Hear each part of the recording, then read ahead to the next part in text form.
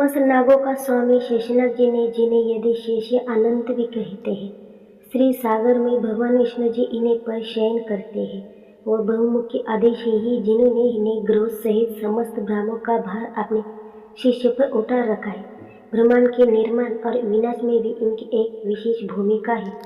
महाभारत, रामायण और अन्य कई पुराणों में भी इनका वर्णन विस्तार से किया गया है। आगे इन सभी ग्रंथों से हम शेषनाग जी के बारे में सविस्तर जानेंगे। शेषनाग का जन्म कैसे हुआ? कद्रू और विनता दक्ष प्रजापति की पुत्रियां थी। दोनों का विवाह महर्षि कश्यप जी से हुआ था। एक बार प्रसन्न हो ऋषि कश्यप ने विनता और कद्रू से मनचा वरदान मांगने को कहा। कद्रू ने समान तेजी से 1000 नागों को पुत्र रूप में पाने का वर मांगा और विनता ने केवल 2 पराक्रमी पुत्रों का वरदान मांगा। वर प्राप्ति के उपरांत कद्रू ने 100 नागों को जन्म दिया था। नागों में से सबसे पहले शेष जी के प्रकट हुए। शेष जी द्वारा अपनी माता और भाइयों का त्याग जब शेषनाग की माता कद्रू और उनके भाइयों ने विनता के साथ छलकर एक शर्त जीत उनको अपना दास बना लिया, तो इससे नष्ट हो वहां से चले गए। भगवान शेषनाग ने कद्रू का साथ छोड़कर कठोर तपस्या प्रारंभ की। वे केवल वायु पीकर रहते और संयमपूर्वक व्रत का पालन करते थे। अपने इंद्रियों को वश में कर दे सदा नियम पूर्वक रहते हुए शेष जी गंधमादन पर्वत पर जाकर बदरिकाश्रम तीर्थ में तप करने लगे। ब्रह्मा जी ने देखा शेषनाग घोर तप कर रहे। उसके शरीर का मांस, त्वचा और नाड़ियां सूख गई। ये सब देखकर ब्रह्मा जी ने उनके पास आए और बोले, शेष तुम ये क्या कर रहे हो? समस्त प्रजा का कल्याण करो। अनंग इस तीव्र तपस्या के द्वारा तुम संपूर्ण प्रज्ञा वर्ग को संतप्त कर रहे हो। शेषनाग, तुम्हारे हृदय में जो कामना हो वो मुझे कहो। ब्रह्मा जी से वरदान प्राप्त होना। शेषनाग बोले, भगवान, मेरे सब सहोदर भाई बड़े मंदी बुद्धि है। अंत में उनके साथ नहीं रहना चाहता हूँ। वे वेतना और उसके पुत्रों से डर रखते थे।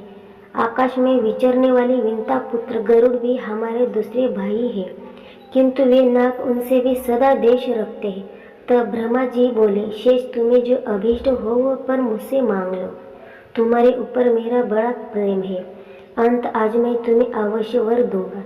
शेष जी ने कहा, देव पितामह परमेश्वर, मेरे लिए यही अभीष्ट वर है कि मेरी बुद्धि सदा धर्म, मनोनिग्रह तथा तपस्या में लगी रही है। ब्रह्मा जी बोले, शिष्य, तुम्हारे इस इंद्रिय संयम में बहुत प्रसन्न हो।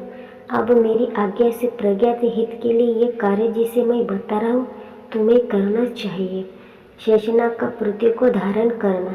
शेषनाग पर्वत, वन, सागर, ग्राम, विहार और नगरों सहित यह समूची पृथ्वी प्राय हिलती डुलती रहती है।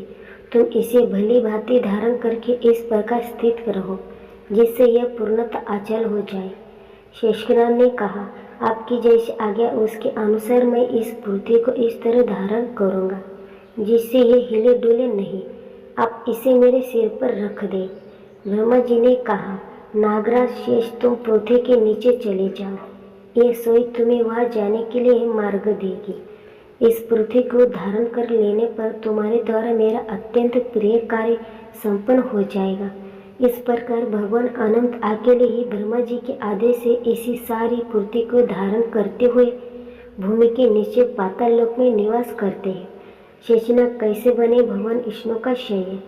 वाल्मीकि रामायण युद्ध कांड सर्व 117 में ब्रह्मा जी द्वारा आदेश जी का कुछ इस तरह उल्लेख है। ब्रह्मा जी ने कहते, शेष और कोई आरसई भगवान विष्णु है जिन्होंने तीनों लाखों सहित पूरे ब्रह्म का भार उठाया हुआ है, जिनमें देव, गंधर्व और राक्षस। श्रीमद् भागवत पुराण स्कंद 5 में शुकदेव जी शेषनाग का विवरण देते हुए कहते हैं, पातालोक के नीचे 30,000 योजन की दूरी पर अनंत नाम से विख्यात भगवान की तामसी नित्य कला ही 5 रात आगमन के अनुसार भक्तजन इसे संकर्षक कहते हैं। इन भगवान अनंत की 1000 मस्तक है। उनमें से एक पर रखा हुआ ये सारा भूमंड सरसों के दाने के समान दिखाई देता है। प्रलय काल उपस्थित होने पर जब इन्हें इस विश्व का उपसंहार करने की इच्छा होती है, तब इनके क्रोधवश घूमती हुई मनोहर कुटिया में मध्यम भाग से संकर्षण नाम रुद्र प्रकट होते हैं। उनकी व्यू संख्या 11 है। वे अनंत गुणों के सागर आदिदेव भगवान अनंत अपने अमरीश और रोष के वेग को रोके हुए वह समस्त लोगों के कल्याण के लिए विराजमान है। देवता, असुर, नाग, सिद्ध, गंधर्व, विद्या और मुनिगण भगवान आनंद का ध्यान किया करते हैं। प्रलय में शेष जी की भूमिका। भागवत पुराण के ही सेकंद 12 के अध्याय में श्री शुकदेव जी परीक्षित 4 प्रकार के प्रलयों को विवरण दे रहे होते। एक जगह पर वो कहते, प्रलय का समय आने पर 100 वर्षों तक मेघ पृथ्वी पर वर्षा नहीं करते।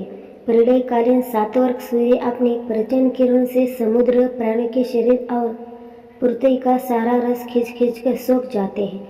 उस समय संकर्षण भगवान के मुख से प्रलयकालीन संवर्तक अग्नि प्रकट होती है। वायु के वेग से वह और भी बढ़ जाती है और तल, अतल आदि 7 नीचे के लोगों को भस्म कर देती है। वहाँ के प्राणी तो पहले ही मर चुके होते हैं।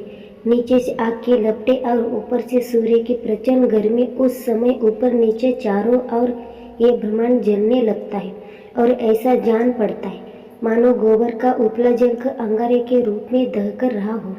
इसका तात्पर्य यह है कि श्री आदि शेष परम विध्वंसक और विनाशक जो सृष्टि के प्रलय और उसके निर्माण दोनों समय वही होते हैं। शेषनाग जी ब्राह्मण के संरक्षण, निर्माण और विनाश इन तीनों कार्यों की निष्ठा करते हैं।